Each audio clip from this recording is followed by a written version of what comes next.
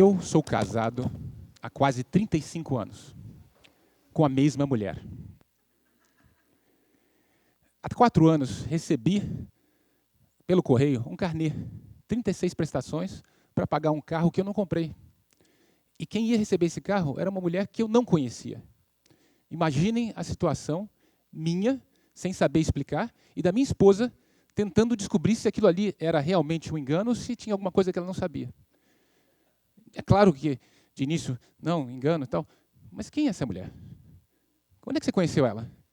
Situação muito desagradável, né?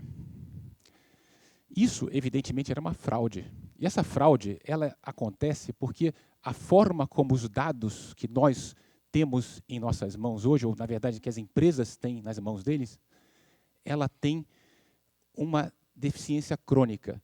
Existem pessoas privilegiadas que estão acessando esses dados via bancos de dados e podem usá-los de forma indevida.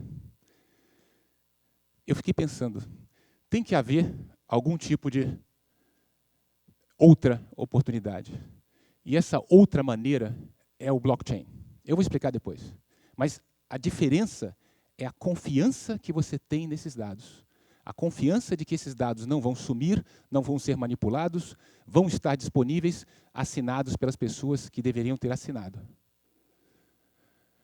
Qual é a grande revolução que nós conhecemos todos da escola? A primeira revolução do conhecimento. A imprensa, ela transformou a sociedade, tirando das trevas para uma sociedade do conhecimento. Uma grande revolução. Mudou o foco de poder e deu a nós uma grande qualidade de vida e de desenvolvimento. A outra grande revolução foi a máquina a vapor, a máquina a combustão, a máquina elétrica, tudo que veio junto com essa revolução da manufatura. Ou seja, antigamente, para fazer um sapato, era necessário você ter uma pessoa que era especializada e que era capaz de fazer esse sapato manufaturando com as mãos. Com essa revolução, isso se multiplicou de forma muito, muito rápida. Nós tivemos, então, uma outra grande revolução, em seguida, que foi a revolução que a internet trouxe em relação à distância. Hoje, de pijama, eu consigo, na minha cama, em casa, aqui em São Paulo, me inscrever num torneio de, sei lá, de ping-pong no Alasca, consigo verificar uma multa de trânsito para um amigo na Austrália, consigo, enfim, reduzir essas distâncias de forma dramática. Um exemplo que eu gosto de dar é uma amiga nossa que mora no Canadá, ela sai do trabalho, pega a filha de 3 anos na creche e chega em casa quando percebe que está faltando alguma coisa na geladeira e precisa ir na venda na esquina. O que ela faz? Ela liga a internet, coloca a filhinha conversando com a vovó começa a contar uma história, entretendo a criança, e ela então vai até a esquina e compra o que precisa. É impressionante. É um bom exemplo de como as distâncias foram totalmente abreviadas pela internet. E o blockchain? O que ele muda? Ele muda a forma e a universalização da informação, a confiança que você pode ter nessa informação. Ela consegue eliminar a censura, consegue eliminar aquelas, sei lá, bancos de dados, não está disponível, caiu a energia, alguém se aproveitou de dados que não devia, os dados não estão devidamente autenticados, tudo isso deixou de existir. Além disso, ele manipula os dados de uma forma automática conforme você queira. Junto com isso, tem uma tecnologia chamada Smart Contracts, que é a forma como esses dados são armazenados. Puxa vida, se isso é uma revolução, se isso realmente faz muita diferença, poxa, temos que ter um problema que seja digno de uma revolução. Qual é o maior problema da humanidade hoje? O maior problema da humanidade hoje é exatamente a sustentabilidade da vida nesse planeta. Nós temos um compromisso com os nossos netos de deixar esse mundo minimamente sustentável. E esse é o grande problema que eu acho que o blockchain vai nos ajudar a resolver. Que o petróleo vai acabar, todos sabemos. A pergunta é, o que ele vai destruir até acabar? Quanto aquecimento global ele vai trazer? Quanto lixo ele vai colocar nos mares, nas fazendas, nas florestas, etc. Essa terra que vocês estão vendo aqui, ela está sendo cada vez mais destruída pela ganância e pelo uso indevido dos recursos naturais. Nós temos, nesse ponto aqui, 1970, o momento em que esse verde, que tinha mais recurso renovável do que demanda, do que consumo, sendo extrapolado, e desde então, essa abertura aqui, que é o grande perigo de consumir mais do que a terra pode repor, só aumenta. Isso aqui, ele assusta. Isso aqui é medido em área de terra agriculturável. Quanta terra é necessário para manter um estilo de vida? O estilo de vida, por exemplo, dos americanos, ele está muito escuro aqui porque ele é muito intenso em consumo de recursos. No Brasil, nós também não escapamos, não. Estamos no meio do caminho. Alguns países africanos, esses sim, estão consumindo menos do que a terra dispõe. É a conhecida pegada ecológica. Existe um outro fator importante que também é convergente com esses dois ameaças.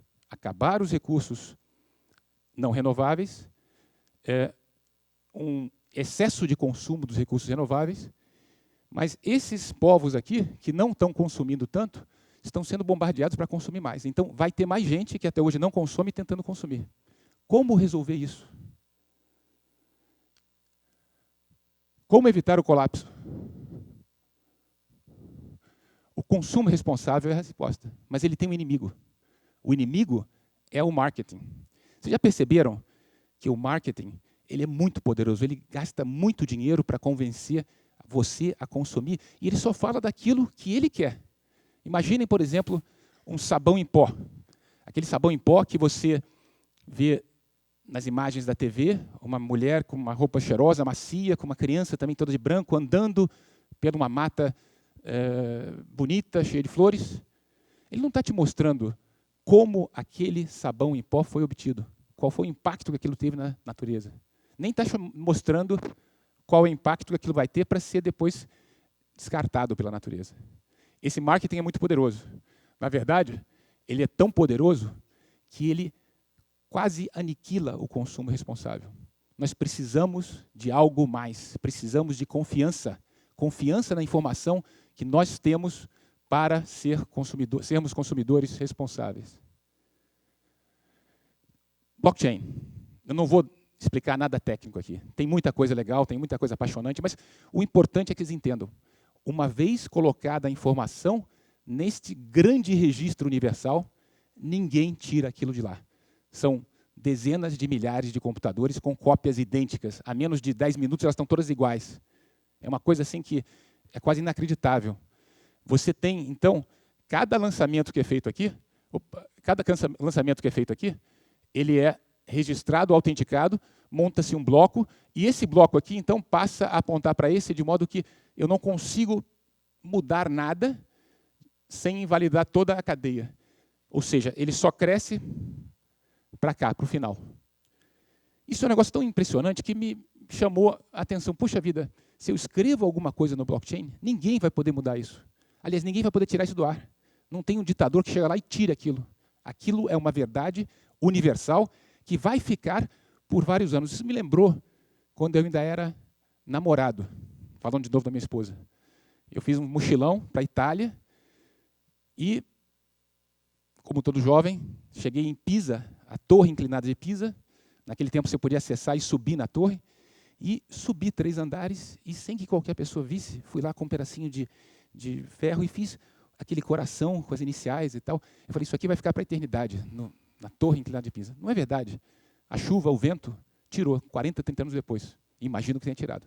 Aqui, eu consegui. Está aqui, uma declaração de amor. Não dá para ver agora, mas está no blockchain. Então, isso você eterniza as mensagens sem censura. Como funciona o blockchain? Eu vou fazer uma comparação simples. Muitos de nós moramos em repúblicas, em alguma situação de comunidade onde você tem que registrar. Então, essa república, geralmente tem aquele livrinho, o livrinho fica em cima da mesa, né? Então, vem a primeira lançamento, a Alice depositou R$2.000, Bruno também depositou R$2.000, o outro morador não tinha dinheiro, deixou para depois, aí a caixinha, 2 dias depois, pagou a faxineira. Atenção, aqui você autentica com uma assinatura. E aqui você está autenticando com 2 assinaturas. Isso faz parte do protocolo do acordo das pessoas.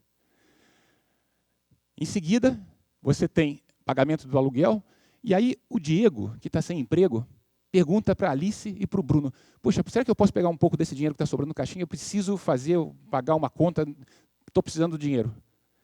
Eles autorizam. De novo, o protocolo aqui, caixinha, Alice e Bruno, para tirar dinheiro. Daqui a pouco o Diego devolve R$100 e ele mesmo autentica. Imagina que isso aqui não fosse no blockchain, que isso aqui seja num ambiente que as pessoas confiam entre si. Funciona. Mas no momento que não tem mais confiança entre Diego, Alice e Bruno, pode acontecer do Diego dizer, puxa vida, estou devendo tanto dinheiro, deixa eu sumir com esse livro. Não acontece com blockchain. Deixa eu vir aqui e colocar um aqui na frente e fingir que eu devolvi 1.100. Não acontece com blockchain.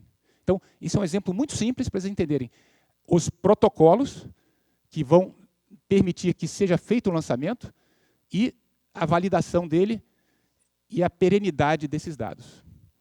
Então, se nós tivéssemos aquela ideia que toda universidade tem, vou mudar então. Vou pegar todas as repúblicas de São Paulo, todo mundo vai ter um único registro e vai ser perene no blockchain. Ia ficar com uma cara assim. Vários lançamentos e todos os protocolos colocados aqui. Então, você tem os dados e as validações dos dados. Como é que a gente usa isso para a nossa realidade, para aquele problema que a gente tem que resolver, tornar o mundo mais sustentável? Como que eu faço para que eu possa minimamente acreditar no rótulo de um produto? Suponhamos que eu tenho aqui um chocolate, e esse chocolate vem com a seguinte mensagem.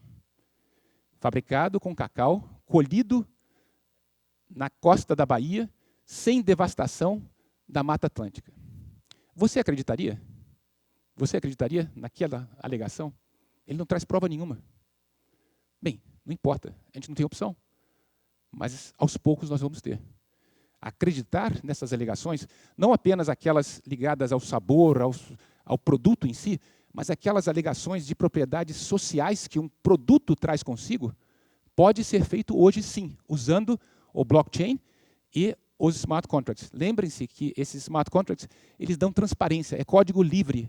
Qualquer pessoa sabe o que ele vai fazer. E ele é inevitável, você não tem como evitar que ele faça.